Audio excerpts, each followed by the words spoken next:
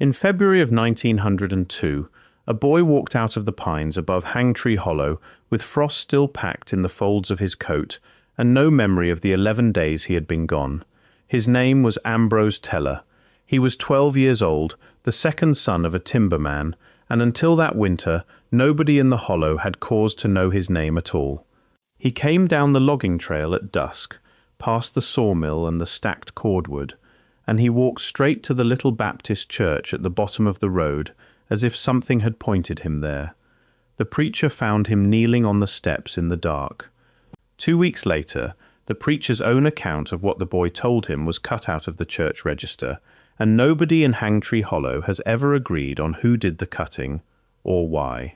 If you're enjoying this story so far, don't forget to hit the like button and subscribe. Drop a comment telling me where in the world you're watching from. I love hearing from you. Hangtree Hollow sat in a crease of the Cumberland Range, 3 ridges back from the nearest rail spur, in a stretch of country that had been logged hard through the 1890s and left half scarred, half standing. The people there worked for the Colfax Lumber Company, or they farmed the thin bottomland along Sanders Fork, and either way the nearest doctor was a 9-mile ride, and the nearest telegraph office was further than that. It was the kind of place where a family could go quiet for a season, and nobody thought much of it until spring, when the roads dried out, and somebody finally rode over to check. Ambrose's father, a man named Otis Teller, ran a 2-man sawyer crew and kept mostly to himself. His wife had died of fever 3 winters before. It was Otis and the 2 boys, Ambrose and his older brother Dell, in a cabin a half-mile up from the mill. On the 4th of February, Otis sent Ambrose up the ridge trail to check a set trapline before the light failed. It was a chore he had done a dozen times that winter alone. He did not come back that night, and Otis did not raise an alarm until the second morning, because the boy had a habit of holing up in the old Sander cabin when the weather turned, and Otis assumed that was where he'd gone. By the 3rd day the weather had not turned. It had simply stayed the boy, and every man who could be spared from the mill went up into the timber, with lanterns and dogs, and did not find so much as a boot print past the 4th trap. Otis Teller was not a man given to panic. He had buried a wife and had raised 2 boys, largely alone in country that punished carelessness quickly, and by every account he kept his composure through the first night and most of the second day, on the theory that a boy who knew the trapline would find his own way to shelter if the weather turned hard. It was Dell, the older brother, 17 that winter, who finally rode down to the mill and would not be talked out of raising the alarm, and it was Dell who led the first party back up the ridge trail with a lantern in each hand before Otis had even finished saddling his own horse. The search ran 9 days before the mill superintendent called it off. Men who had walked those ridges their whole lives said the dogs would not hold a line past a certain stand of hemlock above the old quarry cut, a stretch the older loggers had always called the Deaf Woods, because sound did not carry right in there and never had. One search party leader, a foreman named Cass Rule, wrote in his own hand to the county that his hounds sat down at the tree line above the quarry and would not be driven forward with a switch or a kind word, either one, and that he had never in 11 years of hunting that ground seen a dog behave that way over nothing. Ambrose came back on his own, on the 11th day, 26 hours after the search had been called off. He was not frostbitten, he was not thin, his clothes were dry despite 2 days of sleet, and his boots, when the preacher pulled them off him that night, showed no wear at all, as if he had walked 11 days without once putting his full weight on the ground. He did not speak when they carried him inside. He sat by the stove and stared at the wall behind the pulpit, and when the preacher's wife brought him broth, he ate it without once looking down at the bowl. The preacher's name was Silas Vane. He had come to Hangtree Hollow 6 years before from a seminary in Knoxville, and he kept a church register that, by every account that survives him, was meticulous almost to the point of obsession. He recorded baptisms and burials and disputes settled at the church door, and for 2 full weeks after Ambrose came home, he recorded the boy's silence in exact and patient detail. The date the boy first blinked at a direct question, the date he began sleeping through the night, instead of sitting rigid by the window. And then, on the 19th of February, an entry that read only, "The boy spoke tonight, and I wish to God he had not." What Ambrose told Silas Vane, according to the fragments of that register that survive, and the letters Vane later wrote to his own brother in Knoxville, did not come all at once. It came the way water finds a crack, a little at first and then all in a rush. He said he had gone up past the fourth trap and into the hemlock stand above the quarry, following what he took to be a fox track in the fresh snow, and that the deeper he went, the quieter it got, until he could no longer hear his own boots on the ground. He said the trees there did not look right up close, though he could never say afterward what was wrong with them, only that the bark ran the wrong direction, as though the trunks had grown downward out of the sky instead of up out of the earth. He said he found a hole in the ground at the bottom of the old quarry cut, where the loggers had blasted rock 40 years before, and never finished the job. It was not a natural hole. He was certain of that, even at 12 years old, certain in the flat and unbothered way. Children are certain of things adults spend a lifetime doubting. The sides of it were cut stone, fitted close, running down further than his lantern light would reach, and the air that came up out of it was warm, warm the way a root cellar is warm in January, and it smelled, he said, like a barn that had stood shut up too long with something dead inside it. He said, a voice came up out of the hole before he ever thought to walk away from it. Not a voice in words exactly, a pressure behind his eyes that resolved, after a moment, into his mother's voice, calling him the pet name she had used before the fever took her, a name Ambrose swore he had never once spoken aloud to another living soul in the 3 years since her death. He said the voice asked him to come down and see her, and that some part of him understood, even as his feet started moving toward the hole, that his mother was 3 winters in the ground behind the church, and had nothing at all to do with whatever was calling itself by her voice. He went down anyway. He could not say afterward why, except that the wanting to go had not felt like his own wanting. It had felt borrowed, the way a coat that fits wrong still keeps out the cold. Before the boy would speak of the hole at all, he told Vane about the walk-in, and this part of the account troubled the preacher nearly as much as anything that came after. Ambrose said that once he passed the tree line above the quarry, he lost all sense of how much time had gone by. He would look up from the snow at his feet and find the light changed, gone from morning grey to the flat colour of late afternoon, with no memory of the hours between. He said he was never once hungry the whole 11 days, and never once cold, though he could see his own breath fog in front of him, same as always. He said the fox track he had been following simply stopped in the middle of open ground. No burrow, no brush, nothing to explain where the animal had gone, and that he stood looking at the last print in the snow for what felt like a long while before he noticed the hole behind him, though by the shape of the drifts around it, the hole had plainly been there the whole time. Silas Vane pressed him, gently, on what he found at the bottom. This is the part of the register that survives only in fragments, because 2 full pages of it were later removed, and what remains are the edges of sentences on either side of the cut, and Vane's own later letters trying to reconstruct from memory what those pages had said. The boy told him there was a room down there, though room was not quite the word he used. He called it a keeping place. He said the walls were the same fitted stone as the quarry hole, and that they were lined, floor to a ceiling higher than any barn roof in the hollow, with shelves, and that the shelves were not empty.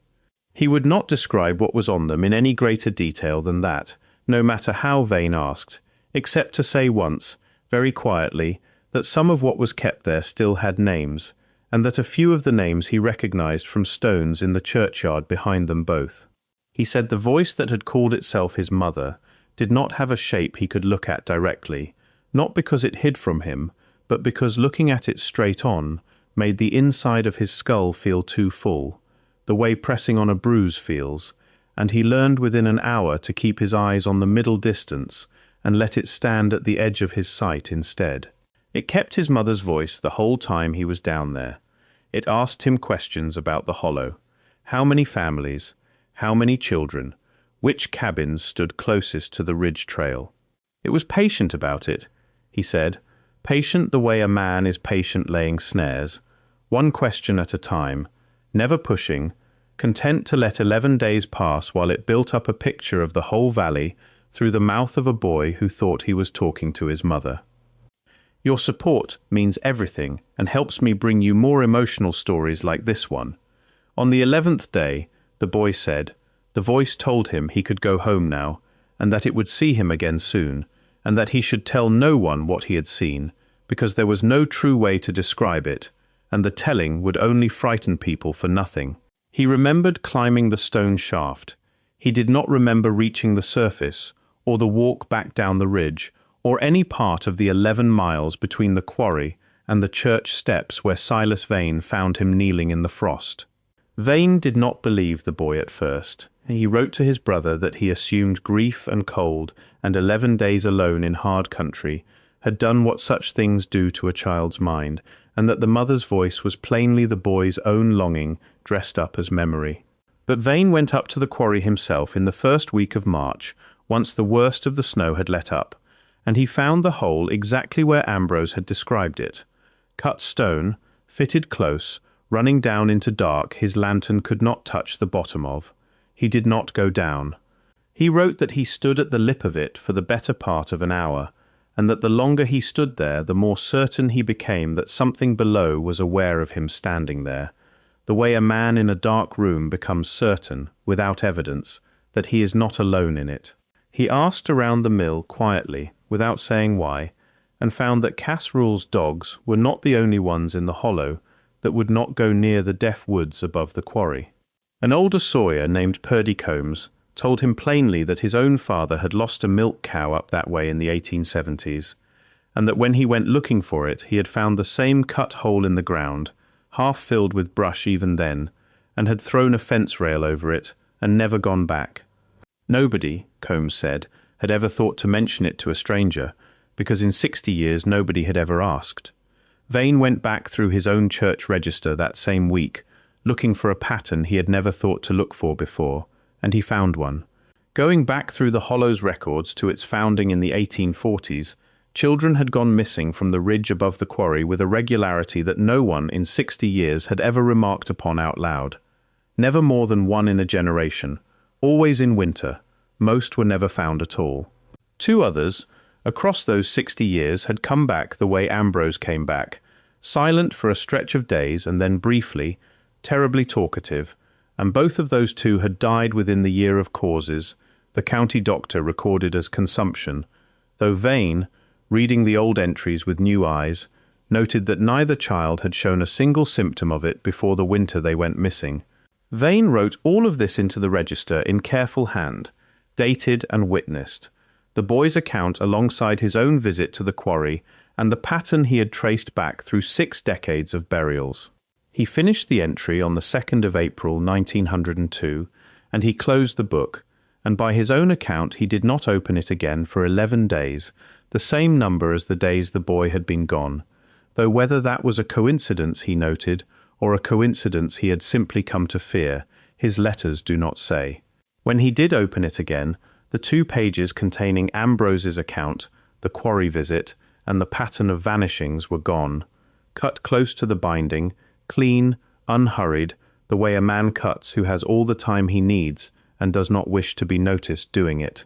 The stub remains in the register to this day, thin and even along the gutter, and the entries on either side of it run on as if nothing had ever stood between them. Vane never found out who had done it. He suspected, in a letter to his brother that spring, that it might have been his own hand in a state he did not remember, and he wrote that this frightened him more than any stranger creeping into the church at night would have. Silas Vane left Hangtree Hollow before the following winter. He took a small parish outside Asheville, and as far as his brother's later letters record, he never once mentioned the boy or the quarry again in 20 more years of correspondence. Otis Teller kept his 2 sons close after that. Neighbors said Ambrose was never quite the same boy who had gone up the ridge trail that February. Quieter, prone to standing at windows facing the high ground long after the rest of the house had gone to bed. He lived to be a grown man, married, had children of his own, and by every account led an unremarkable life in a mill town 2 counties over. He never spoke of the 11 days again, not even, his daughter later said, when pressed on his deathbed by a granddaughter who had heard the old story second-hand and wanted, before he went, to know if any of it was true. Teller stayed in the hollow his whole life, working the mill until it closed in the 1930s, and he was known, in his own old age, to walk up to the tree line above the quarry every February and stand there a while before turning back, though he never once told his own children what he was looking for or what he expected to see. The quarry cut above Hangtree Hollow is still there, grown up now in scrub pine and briar, the old blast rock softened under 60 more years of leaf fall. The hole itself was filled in sometime in the 1920s, county records say, for safety, after a hunting dog went in after a rabbit and did not come back out. Nobody now living in the hollow can say who ordered the fill, or why it took 3 wagon loads of stone to close a hole the old surveys list as barely 6 feet across. The church register survives in the County Historical Society, the stub between its pages still visible to anyone who asks to see it, clean and even and utterly without explanation. And the people who still live along Sanders Fork, when the subject comes up at all, will tell you the same thing the old ones told them, that the ridge above the quarry keeps its own accounting, that it takes one, now and again, and gives back only enough of the truth to keep the rest of them from ever digging deeper, and that some winters, when the wind comes down off that hemlock stand just right, a few of them still swear they can hear, very faintly, a voice calling a name that hasn't been spoken above ground in 100 years. Thank you so much for watching until the end. If you loved this story, check out the other videos on your screen now. I think you'll really enjoy them. And don't forget to subscribe if you haven't already. See you in the next story.